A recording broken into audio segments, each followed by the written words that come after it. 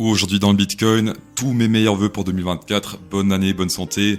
Bonne santé, je sais que les jeunes s'en foutent parce qu'ils sont tous en bonne santé, mais pour les boomers qui me regardent, je pense également à vous. Meilleure liquidation également pour tous ceux qui sont dans les jus de fruits, pas dans le trading, mais pour ceux qui travaillent dans l'artisanat de jus de fruits, bonne liquidation à vous. Pour ceux qui sont dans la carrosserie, bon, du jus de Volkswagen, c'est... Enfin bref, 150 000 $ le Bitcoin cette année en 2024, est-ce que c'est possible? Est-ce que c'est réaliste? Est-ce que c'est baiser de la tête? Eh bien, on va checker tout ça dans cette vidéo. Également, on reprend le concours spéculatif sur la chaîne CryptoSauce, pas avec du 25 $ par gagnant, mais 50 $ par gagnant. Donc on est passé de 25 à 50, ce qui est également plutôt pas mal. Et pour gagner ces 50 $ sur BingX, ce qu'il faut faire, c'est mettre dans les commentaires si le prix du Bitcoin Price sera au-dessus des 45 666 $ mercredi 9h ou sous ce prix. Mettez simplement plus ou moins à la fin du commentaire.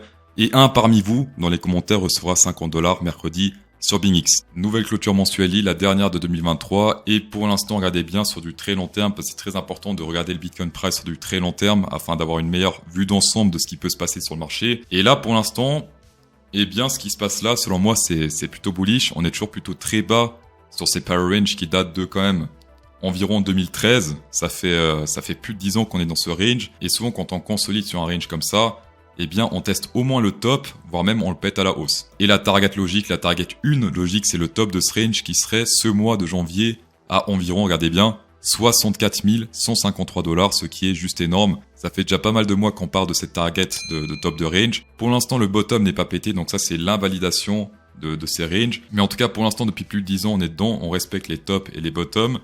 Les bottoms sont respectés, les tops un petit peu moins, on va dire, puisque là, on a testé une fois le top, 2 fois.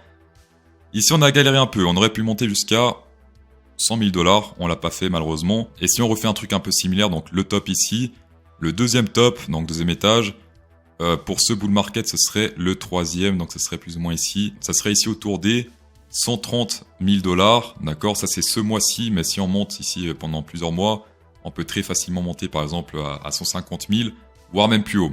Est-ce que c'est ça la fameuse target des 150 000 $? Oui et non, parce qu'il y a un autre graphe que je vais partager après, qui annonce au moins 150 000 $ pour ce bull market, mais ça on verra un peu plus tard. En tout cas ici la première target très long terme pour ceux qui veulent être safe, pour ceux qui veulent pas risquer les tops ici qui baissent de plus en plus. Ça se passe ici autour des 66 000 $, 65 000, 66 000. Le mois prochain ça se passe autour des 68 000, ensuite 71, etc. etc. Et également chose intéressante sur le RSI qui n'est pas le cas sur l'Action Price, c'est que le top du range a été respecté à chaque bull market, ici une fois, 2 fois, 3 fois, 4 fois, 5 fois ici, alors que sur l'Action Price, ici on n'a pas testé le top du range. Et donc si on reteste ici durant ce bull market le top de ce range, eh bien, historiquement, attention. On va passer sur le Bitcoin aujourd'hui qui continue sa tendance haussière. Regardez ce gros support historique, c'est pour ça que je suis très content qu'on a pété à la hausse, parce que ce support, enfin plutôt cette résistance a été transformée en support avec pas mal de retests, 1 fois, 2 fois, 3 fois. Au niveau de la tendance haussière des EMA, je dis tout le temps qu'il ne faut pas acheter au-dessus de l'EMA 20 parce que sinon on achète en retard. Ceux qui ont acheté entre l'EMA 20 et l'EMA 50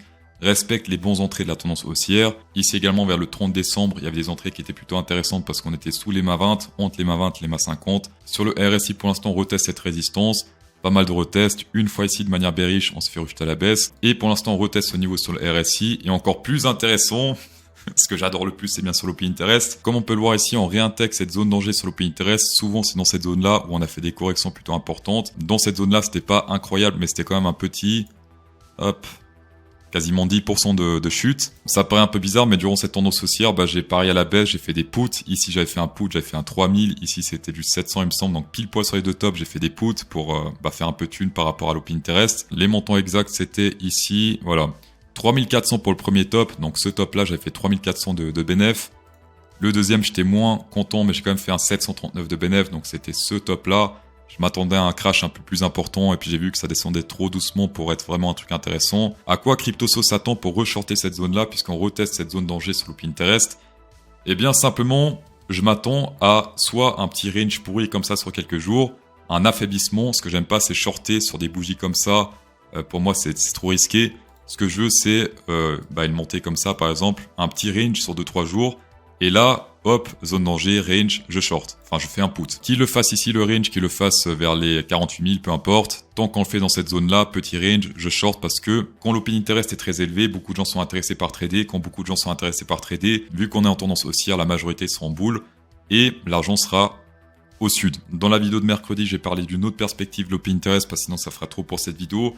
Mais en tout cas, pour l'instant, historiquement, très content des résultats que j'ai fait avec Stop Interest. Toujours faire des puts quand on teste cette zone. On teste, range sur l'action price, put sur quelques jours, 2-3 semaines, et on encaisse. Ici, on a un graphe qui confirme les 150 000 $ pour 2024 au plus tard 2025. On a le Sigma 2, Sigma 6, Sigma 8.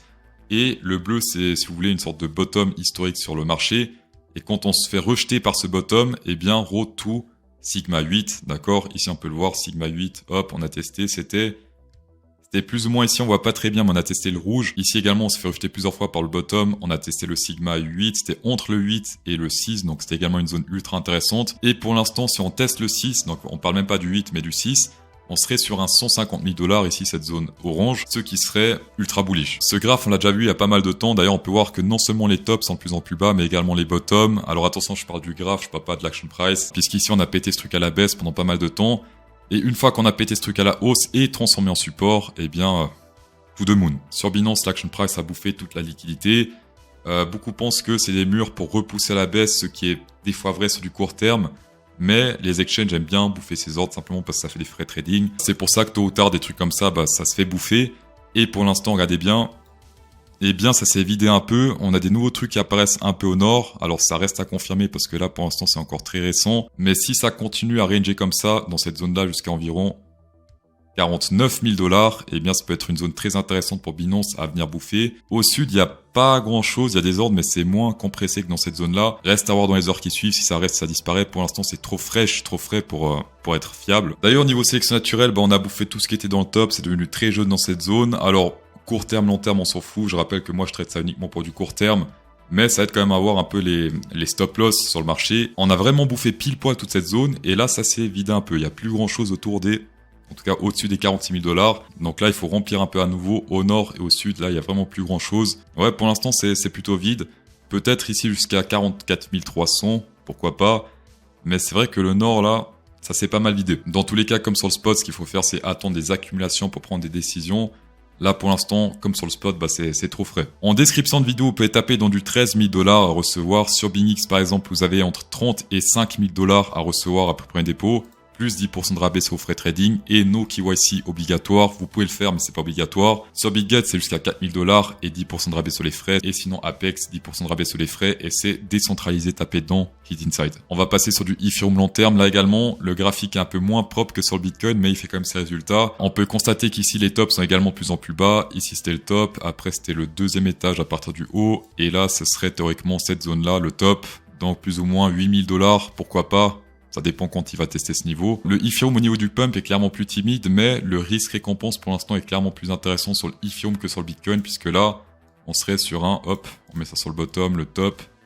On serait sur un 4, même plus, 4,67, ce qui est juste énorme. C'est plus intéressant, mais c'est moins propre, puisque là, il teste une fois avec la tige, ici, il teste une fois avec ce truc-là. Oui, c'est bien, mais c'est... Bitcoin, c'est mieux. En journée sur le Ethereum, il y a également un très gros support sur le RSI qui continue à faire son effet, une fois, deux fois, trois fois, quatre fois, cinq fois, six fois. On est sur une compression triangle. Attention, les triangles, ça se traite sur le RSI, pas sur l'action price. Là, c'est vraiment piégeux pour les débutants. Par contre, on est dans un range et le top du range pour l'instant sur l'Ethereum, ça se passe autour des 2587 $. Et si par pur hasard, on pète ce truc à la hausse avec un retest, eh bien la target, on prend la hauteur de ce range. Hop, on met ça sur le top. Target plus ou moins ici autour des 3030 $. Et pour la baisse, c'est pareil. Si on pète ce truc à la baisse, eh bien, target autour des 1926 $. Par contre, pour tous ceux qui sont entrés en long ici, ou bien sur le RSI, eh bien, la première target logique, c'est le top du range. Pour l'instant, top du range, 2591 $. Et niveau risque-récompense, on est comme sur des trucs plutôt bons. Par exemple, ceux qui sont rentrés dans cette zone-là, hop, on met légèrement sous le range, enfin, sous le support, target 2-2. Mais vu que le range est ascendant, plus le temps avance, plus la target monte, plus le risque-récompense est intéressant. Et aujourd'hui, on serait sur un plus ou moins dans cette zone-là, on serait sur un 3-2-2. Ce gros pump sur le Bitcoin peut s'expliquer également par le pétage de gueule sur le dollar, puisque là, on a pété des niveaux plutôt importants. Le centre du range, pas mal de retests, fake pump à la hausse avant de péter ce truc à la baisse. La target logique quand on pète ce range à la baisse, c'est le bottom, c'est-à-dire ici autour des 93, ce qui peut faire très mal. Ici, par rapport au centre du range, ça fait quasiment 10%. Donc si vous êtes américain, peut-être d'ici quelques mois, votre argent vaudra 10% de moins. Mais vous en faites pas, vous avez peut-être également un livret A, 2%, 3% par an. c'est bien pour hedger. Donc là, bien sûr, ce qu'on espère, c'est un pétage de gueule du dollar. Mais on rappelle que le Bitcoin, c'est contre le dollar, c'est-à-dire que si le dollar perd 10% et que le Bitcoin prend 10% face au dollar, au final, le Bitcoin n'aura pris que dalle, vu que ça sera équilibré. Cependant, c'est quand même positif, parce que ceux qui ont gardé du Bitcoin, au final, ils seront sur un break-even, alors que ceux qui sont sur le dollar, ils perdront 10%. Dans tous les cas, Master, checkez cette vidéo sur un plaisir, insérez un pouce bleu dans cette vidéo pour incrémenter encore plus le plaisir, et bonne soirée.